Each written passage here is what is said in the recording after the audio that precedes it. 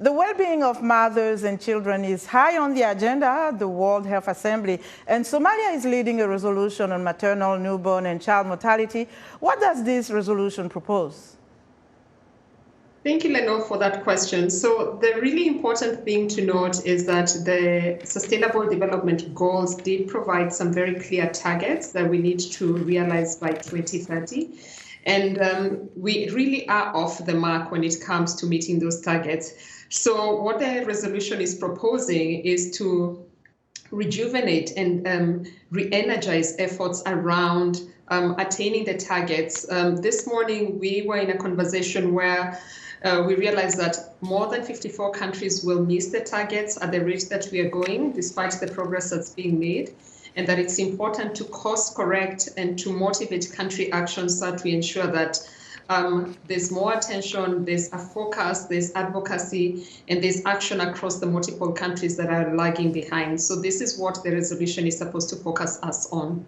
So is what Somalia is proposing sufficient to address maternal, newborn, and child mortality in sub-Saharan Africa? If not, what should be included?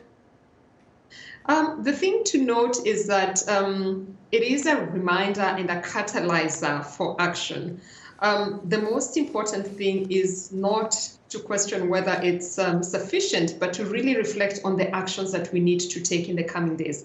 What this resolution is doing is reminding all the stakeholders, starting with the member states, the partners, the donors, everybody that is around the table, civil society, that we've got to do more. WHO also has some responsibilities listed there, so that we are bringing all the attention. And remember that Somalia has some of the worst indicators when it comes to performance on maternal child health.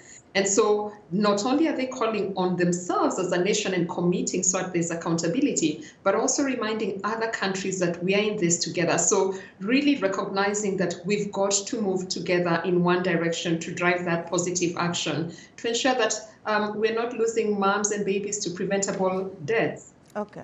And in terms of solution, what is your foundation advocating for? And what do you, as part of civil society, hope the 77th World Health Assembly will accomplish?